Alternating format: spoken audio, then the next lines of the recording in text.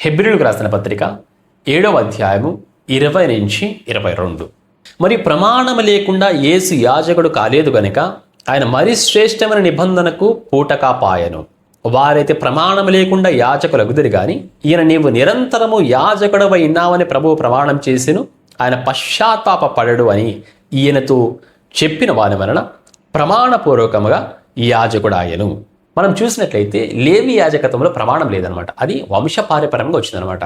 So యాజకుని తర్వాత అతని పిల్లలు యాజకత్వం చేస్తుంటున్నారు, తర్వాత వారి పిల్లలు అనమాట. ఇలా అది వంశపారపర్యంగా వచ్చిందనమాట. కానీ మెల్కీసెదెకు యాజకత్వంలో ప్రమాణం ఉంటుందన్నమాట. సో అందును బట్టి ఇది మరీ శ్రేష్టమైన నిబంధనను మనకు అనుగ్రహించినట్లుగా వాక్య భాగం సెలవిస్తుంది అనమాట.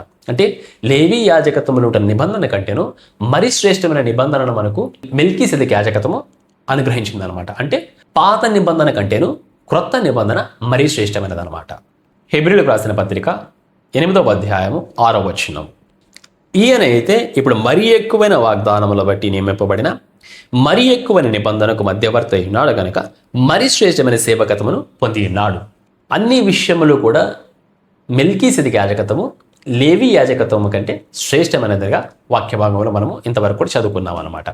మరి మెల్కీసెదెకు యాజకత్వంలో ప్రమాణం ఉంటుంది కనుక ఈ నిబంధన మరి శ్రేష్టమైన నిబంధన.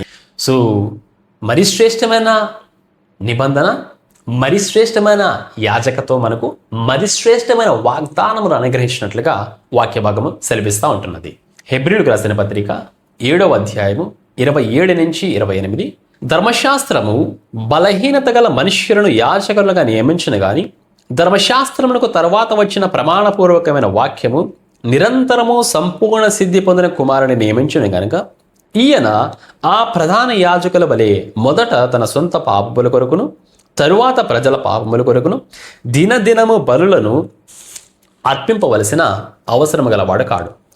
తన్ను తానే అర్పించుకున్నప్పుడు ఒక్కసారి ఈ పని చేసి ముగించెను.